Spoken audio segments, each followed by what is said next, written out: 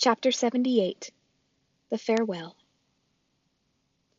Our robot had an army of animals at her command, and she asked them to bring every robot part and rifle back to the airship.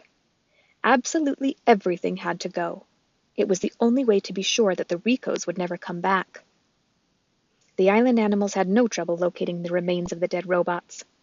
Retrieving those remains took a bit more effort, but they were up to the challenge.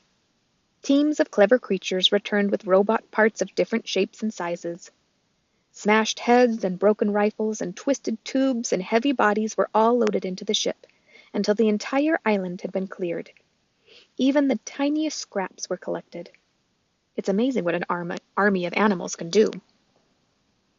A light mist was falling when they finally heaved Roz through the ship's doorway.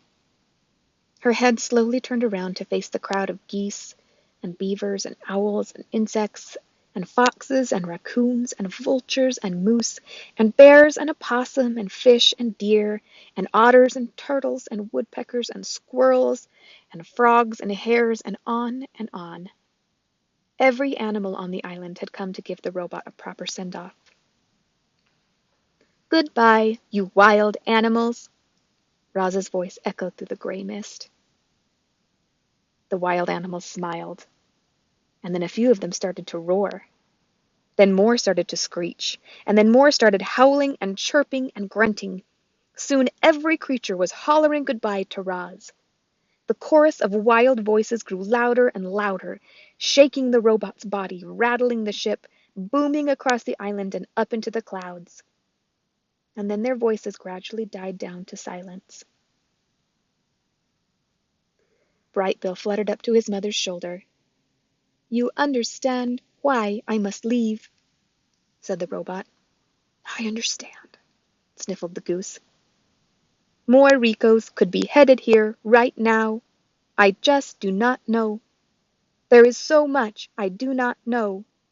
I think it is time I get some answers." "Will I ever see you again?" said Brightbill, wiping his eyes. "You are my son, and this is my home," said Roz. "I will do everything in my power to return." Brightbill hugged his mother's worn face. "I love you, Mama." "I love you, son." The goose fluttered back to his flock. The robot took one last look at her home. The door hummed closed. Chapter 79 The Departure. The airship's engines automatically fired up.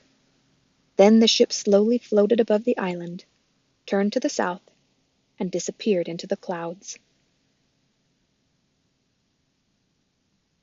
Chapter 80 The Sky.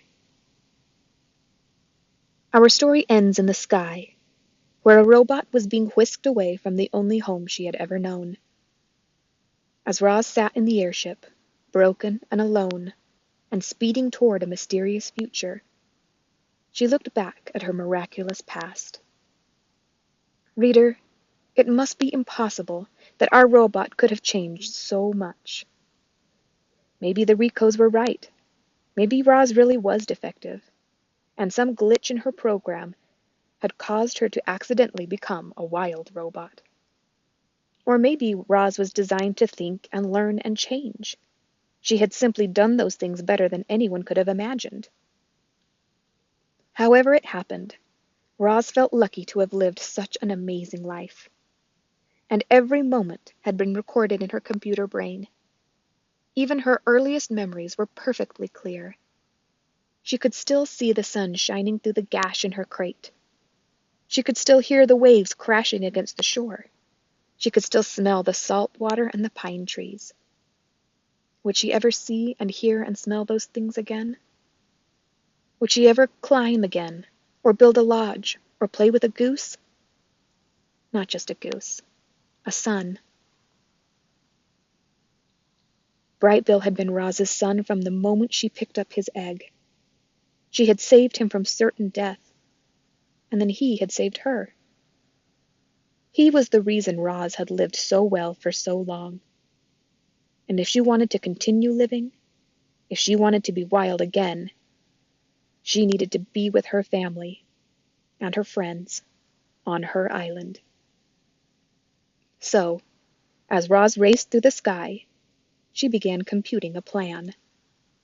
She would get the repairs she needed. She would escape from her new life. She would find her way back home.